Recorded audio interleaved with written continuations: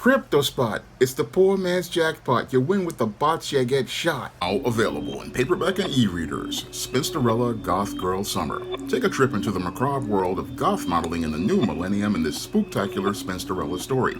Pick up your copy of Spinsterella Goth Girl Summer in paperback and e-readers at Amazon.com and online booksellers everywhere. One of my viewers wanted to know if there were a different set of rules for rich black men than black men in lower economic circles. And I have to let this viewer know that there are no differences when it comes down to rich black men than black men in lower economic circles, because when it comes down to white supremacy, they see all black men the same. Now, this viewer basically believes that there are a different set of rules for rich black men than black men of lower economic circles. However, when it comes down to the system of white supremacy, the system of white supremacy sees all black men the same, regardless of their economic class. And they basically see black men based on race and not on class. And this is where the viewer makes the mistake of believing that having a higher economic class will basically take away the stigma of race. But that's not the case when it comes down to white supremacy. And that's why there are no different rules for a rich black person than there are for a poor black person. And this is basically shown to us right now as related to the cases of many prominent rich black men who were a part of society. There were black men like the late Michael Jackson. Michael Jackson was one of the richest men in America, having hundreds of millions of dollars and a net worth of hundreds of millions of dollars and great wealth. However, white supremacy basically wanted to let him know his place in their society as related to making allegations against him of looking to abuse children, and also went out here and looked to try to destroy and tarnish his reputation as related to these allegations. And as they went out here and put him on trial, they basically wound up again having him acquitted. And the FBI basically cleared Michael Jackson, but it didn't clear him in the system of white supremacy because they saw him as a black man at the end of the day. And the same thing happened to O.J. Simpson. O.J. Simpson basically was an honorary white man and thought he had assimilated into society, thought he had been accepted into society. However, as we came into the 90s and his ex-wife, Nicole Brown Simpson, a white woman, wound up dead, and her friend Ron Goldman wound up dead, O.J. Simpson was not seen as anything but a black man, and they didn't care about how much money he had. He was just another N-word to them that they wanted to go out here and make suffer in their system of white supremacy. They didn't care about about O.J. Simpson the same way they didn't care about Michael Jackson, and the same way they didn't care about Bill Cosby. Now, Bill Cosby basically, again, was one of the world's richest black men with a net worth of over $400 million. And at the end of his life, they basically looked to try to destroy his reputation and his legacy by going out here and making allegations that he participated in a series of sex crimes against women, allegations against him, and are still looking to, again, after they went on this campaign to destroy his personal and professional reputation, went out here to look to destroy his personal and professional reputation as related to things, and are still continuing to come after him, even though he was acquitted of all of these crimes as related to trumped-up charges that a blue party prosecutor wanted to go out here and try to charge him with as related to an alleged assault that took place. Bill Cosby, again, was an older, successful black man, but again, in the system of white supremacy, they didn't have a different set of rules for him. No, they had the same consistent set of rules of looking to wage on a campaign against him to destroy a black man. And that's what's happening right now to Sean P. Diddy Combs. Sean P. Diddy Combs basically is in the same situation that Bill Cosby is in. Sean P. Diddy Combs is a billionaire and again has billions of dollars, but none of that money has any value as related to the system of white supremacy in looking to elevate the social status of a heterosexual black man in this society. No, there are no different rules when it comes down to rich black men. No, when it comes down to white supremacy, they don't care about how much money you got. This was something that made a lot of the passport bros upset when I made a video about this way back in 2019, and a couple of people again didn't want to support my Patreon when I presented that talking point. But we see throughout the media, we see that when it comes down to black men, especially straight black men, again, they have no regard for black men in this society, and that's something that this viewer did not understand and does not understand, because to ask me that question and say, oh, are there a different set of rules for rich black men? No, that's a delusion that many people have as related to a narrative of being a high value man. They believe that there is a different set of rules. No, it's the same white supremacy, and they participate in the same anti-black racism towards rich black men, and they express the same contempt for rich black men that they have for poor black men, because they see all black men as some big black brute caricature that they created, because in their system they only see black men from the exaggerated perspective as related to the caricatures they created back in the days of slavery in the antebellum South, and they see most black men who have money the same way they see poor black men, as being big black brutes who basically are there for them to be afraid of, because what they're really afraid of is the ability that these men can compete in their society. And since these men can go out here and compete in their society and go out here and build wealth, they feel threatened by those men, and that's why they want to go out here and go after those men. Yeah, they'll let those men have success as long as they're making money, as long as they are going out here and making money for them and providing entertainment for them. They're cool with that and being rich. The whole thing is, yes, you got money, but you have no value in this society. No, you have no value whatsoever. So you can sit there and think, oh, these rules don't affect me. And a lot of black men sit there and think, oh, since I'm making money, this doesn't affect me. That's just Pookie and Ray Ray or that square brother on the block. But no, they all see you as the same N-word. And sadly, with a lot of these guys, is that they wind up having to have a N-word moment where they find out how black they are and find out that the rules of white supremacy basically are the same for them. That's what they basically find out, is that the rules of white supremacy are the same for them, and that they don't care about how much money you got. You have no value to them whatsoever in their society outside of being a person who they see as a court jester and basically someone to entertain them. And the whole thing is they don't want to see you have any actual power. And the big mistake that a lot of rich black men make is thinking that they have power because they have some money. And instead of them understanding that, again, in white supremacy, what they want to do is pick you off, make you an individual, separate you from the group, make you think that you're special, make you think that you are someone important in their circles, when in actuality, you're not important to them. No, you're just another cog in the machine, and they can basically replace those cogs instantly like that.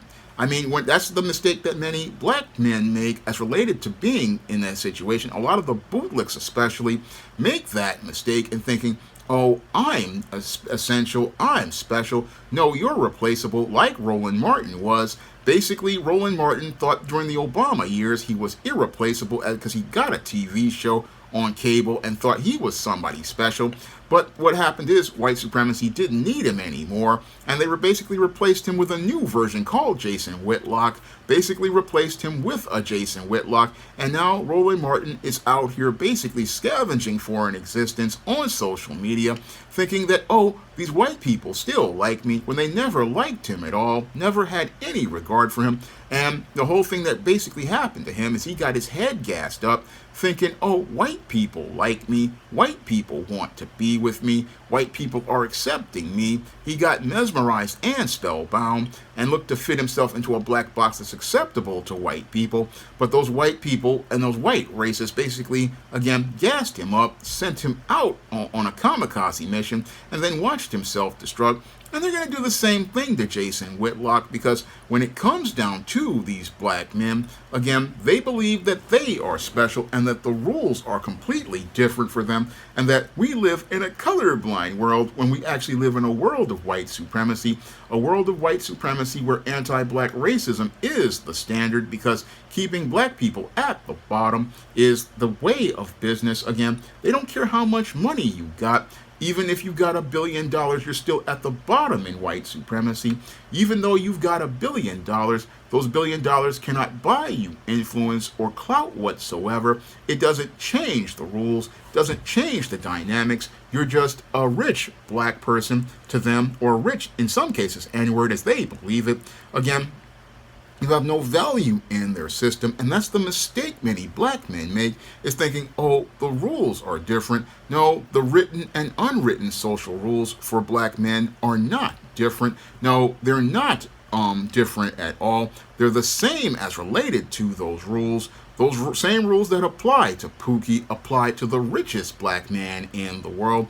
I mean, we see this right now with guys like Bill Cosby, guys like Cuba Gooding Jr., who won an Oscar. We see this with Sean P. Diddy Combs. Again, prominent black men who thought they were basically going to rise above racism, thought they were going to rise above white supremacy. Again, thought that they had transcended race like the late O.J. Simpson believed. I mean, O.J. Simpson thought he had transcended race. But the whole thing is, once he wound up being put on trial, we saw how racist many of those racist white and non-black are, and even how some of the black bootlicks were basically railing against him. And the sad part about O.J. Simpson is that he still thought that he was being accepted by society, even though they expressed their contempt for him. That's the sad part as related to things.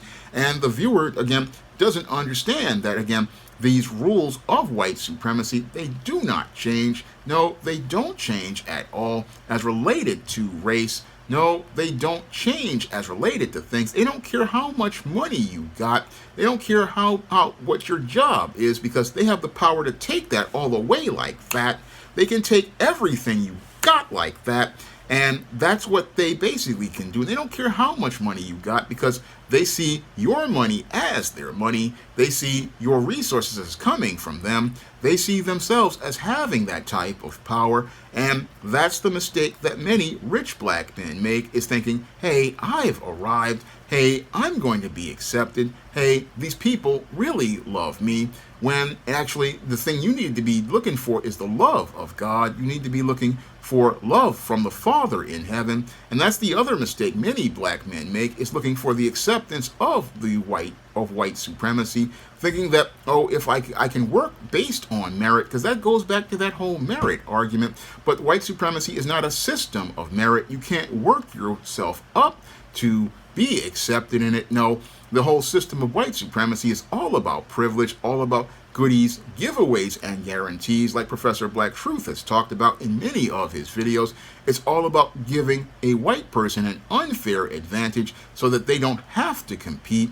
So you going out here and thinking, oh, I got all this money, I'm gonna be accepted, these white people, again, gonna like me. That's the biggest mistake many rich black men make, that puts them in the poorhouse, because they never wanted you there outside of, again, what they could get out of you. And once they get what they want out of you, they basically toss you to the side. Seen this happen to many of these educated black males who think, oh, I got my Ivy League education, I got my big time job. Again, when they don't need those dudes no more, they basically toss them to the side, say, oh, your services are no longer needed. We've had a different and change in trends. I mean, that's what happened to Roland Martin right now as related to things. And again, when they don't need you no more, it don't matter how much you bootlick, they don't need you no more.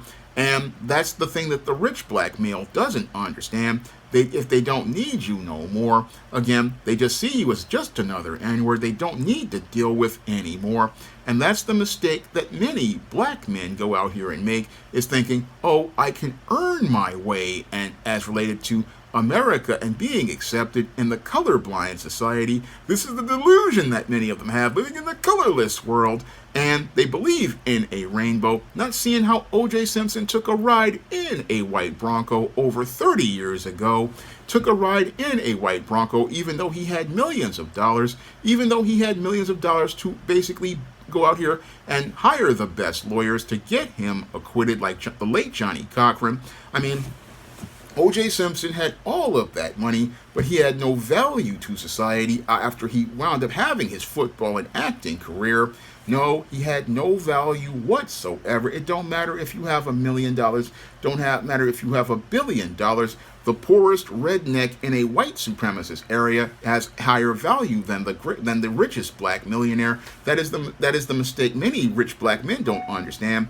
A broke hillbilly living in a trailer park is considered to have higher value in the system of white supremacy, and under the rules of white supremacy has more invested in this society, and is seen as having higher value than a high value black man. So that's the mistake that the viewer is basically making, thinking, oh, there's a different set of rules for rich black men. No, there ain't no different set of rules for rich black men in white supremacy. I mean, that's the hard lesson Diddy is learning right now in federal court.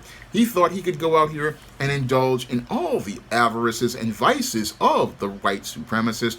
And as he thought he could go out here and be on the same level of the white supremacist, he violated the unwritten social rule of thinking he was equal to a white man. And as he thought he could be equal to a white man, white supremacy let him know his place. Let him know his place as related to his money. His money has no value in their society, and he's not even seen as a man. No, he's seen as a boy and a tool they can use. A tool they can use to basically go out here and entertain the black masses and take control over them. That's what they see Diddy as. And again, you can't let your dollars cloud your mind or your perception of self when you're a black man out here. You can't let the money mess with your mind. And you can't let people, again, paying attention to you mess with your mind. You have to understand that as a black man, you are behind enemy lines in the system of white supremacy. And as a man who's behind enemy lines, you have to understand your worth doesn't come from white acceptance. It comes from the Most High God. And he made you and he loves you. That's the person you need. That's the being you need to focus on pleasing, because white supremacy already has its contempt for you. Even if you make billions of dollars, they see you as worthless. So you can't invest in this world. You have to invest in the kingdom and invest your treasures in the kingdom. That's what you have to do as a man, as a black man. You have to understand your value doesn't come from your money. It comes from God, and it comes from all the work that you're doing for the kingdom. That's what's going to have value, because the system of white supremacy, investing in it is like taking all your money and throwing it in the garbage, because they never valued you from minute one. And that's the mistake that this viewer basically makes, thinking, oh, if I get rich, things will be different. No, it don't matter how rich you are. You're still black, and you'll always, and again, race will always trump class. That's what black men don't understand. Race will always trump class, because this is not about money. This is about having a power hierarchy and structure that maintains white power at the top. And white power isn't about economic power. It's about, again, using those tools to, again, maintain that system of false superiority, so that you continue buying into those ideas of white acceptance and not see who you are as a black person. Again, this is all rooted in what I call in my novel Spellbound, a spellbound mindset, where you look to fit yourself into the black box that's acceptable to white people, because spellbound black people, they look to fit themselves in, and they don't see their value as people. This is why they could go out here and walk away from a neighborhood they built like Sugar Hill and look to move into white suburbs. I talk about that in my novel Spellbound, and not see the value in themselves, because they think, oh, since I have money, white people will accept me. And again, this is a covert contract that leads to many black people winding up being broke and winding up being poor generation after generation, because many black men don't lead. They look to follow, looking for white acceptance, thinking that money will change the rules of white supremacy, when the money isn't going to change anything at all. and in most cases just winds up changing hands from black to white, because many black people think that the rules are going to be different if they go out here and look to integrate themselves into a system of white supremacy. Now, if you want to learn about the spellbound mindset that really leads to many black people winding up mentally, emotionally, and spiritually poor, you can pick up my novel, Spellbound, on Amazon.com in paperback and Kindle format. You can also find Spellbound at other online booksellers like Draft to Digital, Google Play, Barnes & Noble, and big box retailers like Walmart and Target. And if you'd like to see me make more videos taking concepts like being a rich black person to the barbecue, you can drop a donation to the Patreon, the PayPal, or the Cash App by clicking the links in the description box. That's all I have to say for this video. You can comment, rate, and subscribe. Now available in paperback and e-readers, John Haynes, A Thorn in My Side. The man who rules the world takes on an agent from the CIA from the Black Way in this all-new John Haynes series adventure. Get your copy of John Haynes' A Thorn in My Side in paperback and e-readers at online booksellers everywhere. Now available in paperback and e-readers, Esteemed Season of the Witch Girl. The aspiring angel takes on a wicked teenage witch in this action-packed, all-new Esteemed series adventure.